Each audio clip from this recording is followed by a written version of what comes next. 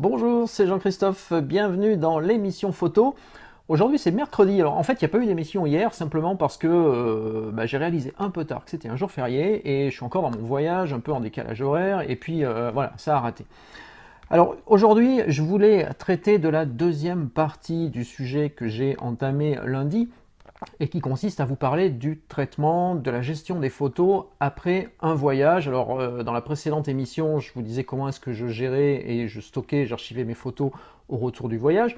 Aujourd'hui, je vais vous parler du traitement des photos et puis je voudrais revenir sur un point qui a été souvent mentionné par plusieurs lecteurs qui m'ont envoyé ce message, qui est de dire pourquoi est-ce que traiter ces photos, ce n'est pas tricher, tricher avec la photographie, tricher avec soi-même et tricher avec les autres, et vous allez voir de quoi je veux parler.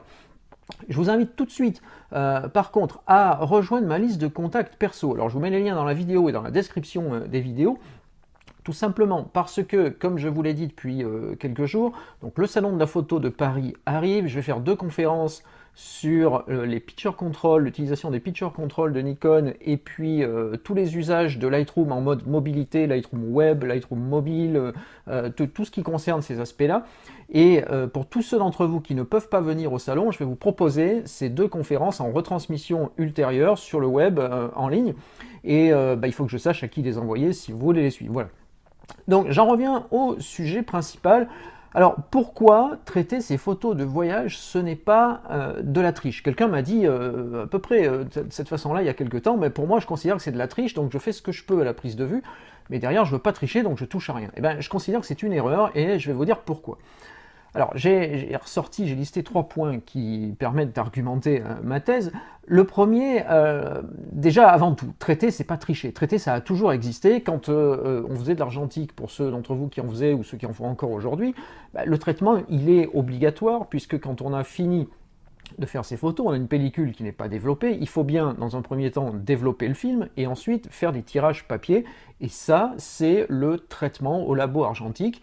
L'équivalent aujourd'hui c'est le traitement au labo numérique, mais rien n'a changé fondamentalement dans le processus photographique. On part d'un négatif, on obtient une image finalisée. En numérique, le négatif c'est le fichier RAW, l'image finalisée c'est le fichier JPEG que vous allez imprimer, publier, distribuer comme vous le voulez. Alors, bien sûr, vous allez me dire, mais si je fais du JPEG directement avec le boîtier, j'ai pas besoin de faire ça. C'est vrai, c'est pour ça qu'il y a différents réglages sur votre boîtier pour faire un JPEG qui vous correspond le plus.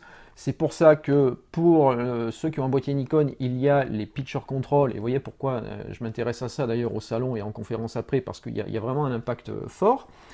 Mais je pense, moi, qu'il est important de travailler plutôt en RAW pour toutes les bonnes raisons que je vous ai déjà données, donc je ne vais pas revenir sur le sujet.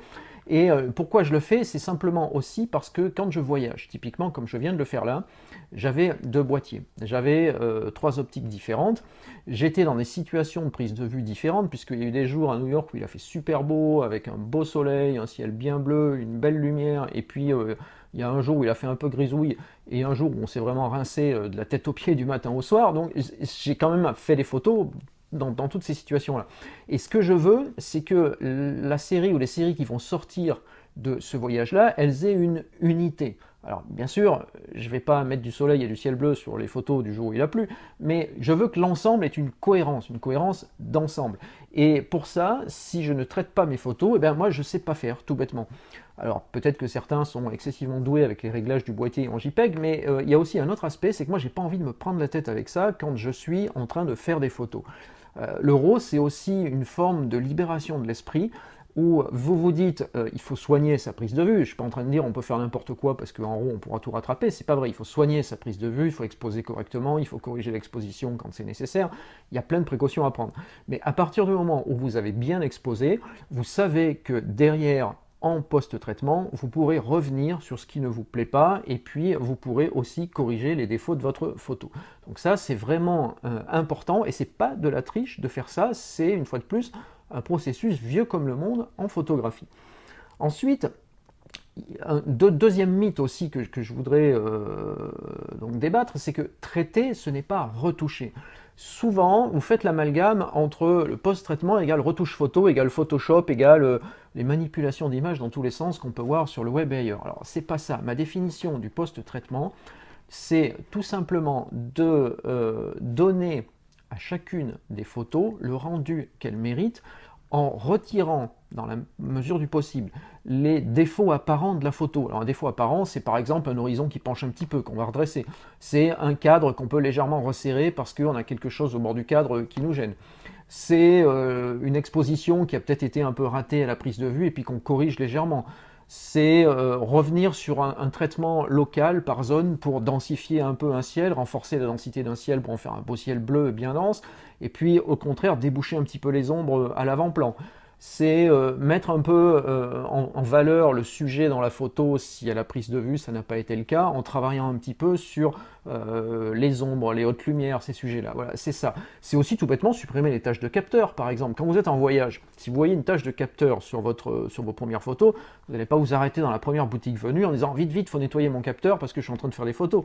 Vous ferez ça au retour. Alors, en attendant, vous faites des photos. Donc, si vous avez des tâches de capteur évidentes, traiter, c'est aussi supprimer les tâches de capteur. Dans les logiciels, ça se fait très bien. Donc, moi, c'est pas un secret, j'utilise Lightroom. Lightroom, en quelques clics, on corrige une tâche de capteur. C'est vraiment très facile à faire. Ensuite, toujours dans l'idée de dire traiter, ce n'est pas retoucher, pour moi, le traitement, ce n'est pas retirer un élément d'une photo de façon volontaire. C'est pas faire disparaître un personnage, c'est pas faire disparaître une voiture dans une photo de rue, c'est pas passer, je sais pas, toute la photo en noir et blanc et puis conserver une partie en couleur, c'est pas faire ça.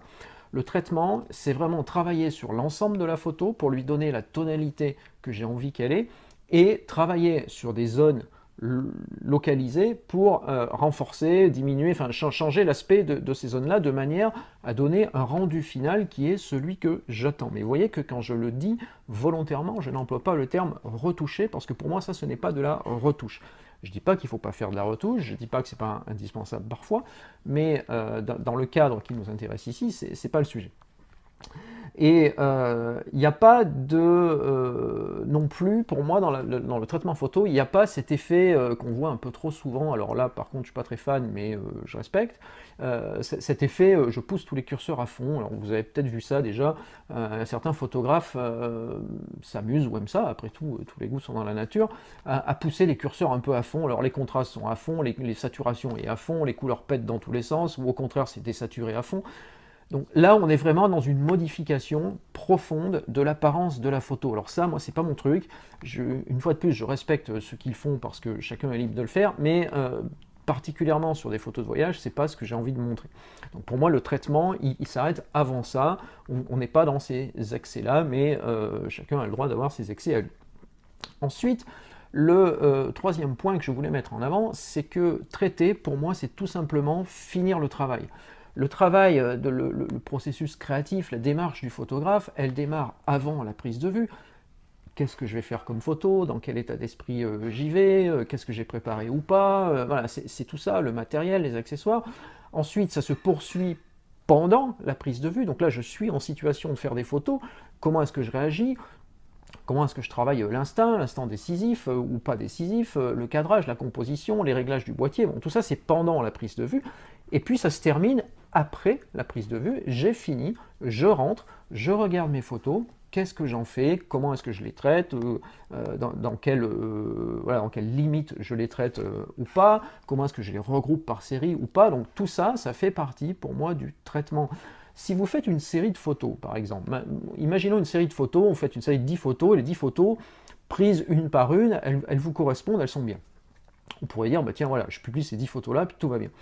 Si vous les faites une par une, il n'y a aucun souci à faire ça, puisque vous êtes libre déjà de publier ce que vous voulez, de montrer ce que vous voulez, et puis chaque photo, elle est intègre, il n'y a pas de souci particulier. Maintenant, imaginez que vous construisez une série avec ces 10 photos, vous mettez ces 10 photos, si vous faites une expo, vous avez 10 cadres par exemple, ou si vous faites un livre ou une brochure, vous avez les 10 photos qui se suivent, enfin peu importe comment vous les montrez, mais ensemble. Dans ce cas-là, ce qu'il va falloir faire, c'est tenir compte de l'intégrité de la série.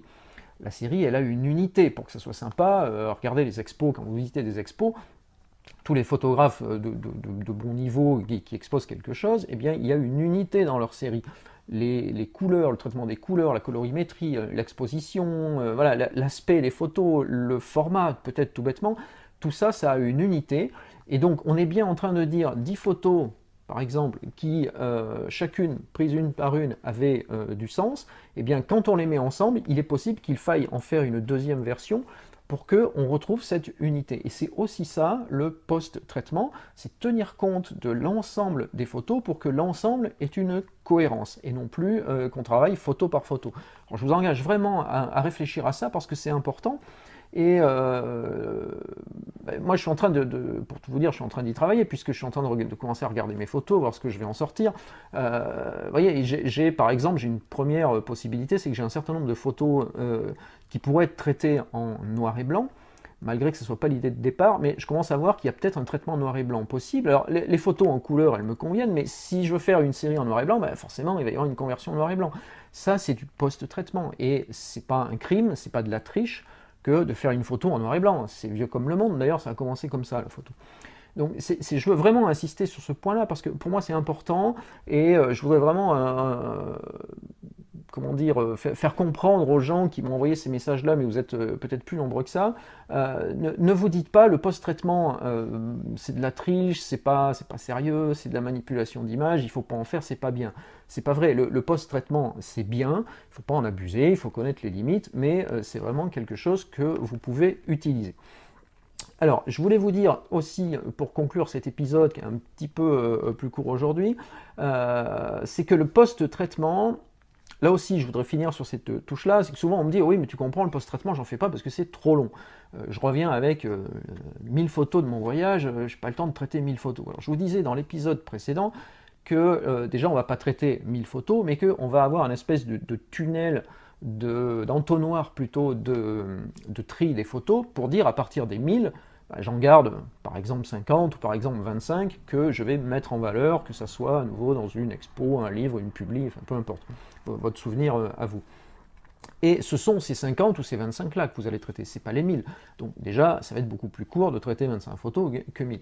Ensuite, traiter une photo, comme ce n'est pas de la retouche à la Photoshop, c'est beaucoup plus rapide. Sincèrement, moi, traiter une photo qui a été bien exposée, attention, si elle est mal exposée, si vous l'avez foiré à la prise de vue, bon, souvent d'ailleurs c'est pas rattrapable, si vous essayez de rattraper, c'est plus long. Une photo qui a été correctement exposée, c'est quelques dizaines de secondes par photo maximum pour traiter. Je vais juste vérifier un petit peu l'horizontalité, est-ce que le cadre a besoin d'être touché ou pas, le cadrage, un petit peu d'exposition, je vais faire remonter un peu les ombres, ou jouer sur les hautes lumières, les niveaux de blanc et de noir, sur quelques zones, et voilà, mais avec un peu d'habitude, dans un logiciel assez perfectionné, comme on en a plein aujourd'hui, ça va très vite, les outils sont facilitateurs pour ça, donc en quelques dizaines de secondes maximum, vous avez traité une photo. Vous pouvez aussi appliquer des traitements par l'eau. Dans Lightroom, pour parler de celui-ci, si vous voulez, je sais pas, changer par exemple l'exposition, mettons, d'une photo ou d'une série de photos, vous le faites sur une première photo, vous sélectionnez les 50 qui viennent avec, et puis vous dites synchroniser, et là, en un clic, l'exposition est changée sur les 50 photos. Il y a du traitement par l'eau qui accélère énormément le processus. Alors, je voulais vous dire aussi que tout ça, je vous le montre en détail dans la deuxième vidéo de la série dont je vous parlais donc la dernière fois, qui s'appelle donc Traitez vos photos comme elles le méritent. Alors ça, vous le retrouvez, je vous mets les liens dans la vidéo sur le site traitement-photo avec un s.com. C'est le mini-site sur lequel je vous présente ces vidéos-là. Vous inscrivez, je vous envoie 4 vidéos sur donc tout ce qui concerne la gestion de vos photos, la gestion des fichiers, les sauvegardes et le post-traitement à l'aide de Lightroom, mais c'est pas que Lightroom, il y a aussi tous les utilitaires qui vont bien, et puis surtout la méthode pour faire ça de façon pertinente et puis le plus rapidement possible, mais tout en faisant un travail de qualité. Donc ça, c'est le sujet de la deuxième vidéo, et je passe 40 ou 45 minutes de mémoire à vous montrer comment est-ce que je traite plusieurs photos, donc c'est très détaillé pour que vous puissiez bien comprendre. C'est pas, je suis pas en train de dire qu'il faut 45 minutes par photo, sinon je démontrais ce que je viens de dire avant, mais c'est juste que je passe un peu en revue les différents outils, et que là vous avez un bon aperçu de ce que l'on peut faire. Donc voilà pour aujourd'hui. Alors, je vous invite à suivre les vidéos si le sujet vous intéresse. Alors, c'est pas pour tout le monde, hein, il faut avoir envie de faire ça. Bon, c'est basé sur Lightroom, donc si vous n'utilisez pas Lightroom, alors soit c'est une façon de voir comment ça fonctionne, soit si vous avez autre chose, ben, c'est pas nécessairement totalement adapté. Donc, à vous de voir. Mais si jamais ça vous intéresse, donc c'est traitement-photo avec un s.com, vous inscrivez et puis je vous envoie par mail les liens vers les 4 vidéos. Je vous engage également à vous abonner à la chaîne, c'est le petit logo rouge qui apparaît là, comme ça vous êtes automatiquement informé des nouvelles émissions qui arrivent sur la chaîne YouTube. Si vous m'écoutez sur Facebook, vous likez, vous aimez la page, c'est quelque part là-haut, et puis surtout enclenchez les notifications de manière à ce que soyez prévenus chaque fois que vous arrivez qu'il y a un nouveau sujet. Et puis sinon, le moyen le plus simple, c'est d'intégrer ma liste de contacts perso.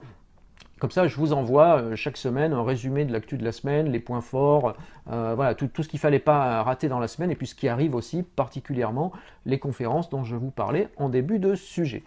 Voilà, merci de m'avoir suivi. À demain pour un prochain épisode. On va continuer sur cette thématique après un voyage. Qu'est-ce que l'on fait de ces photos? Vous allez voir un petit peu de quoi je vais vous parler.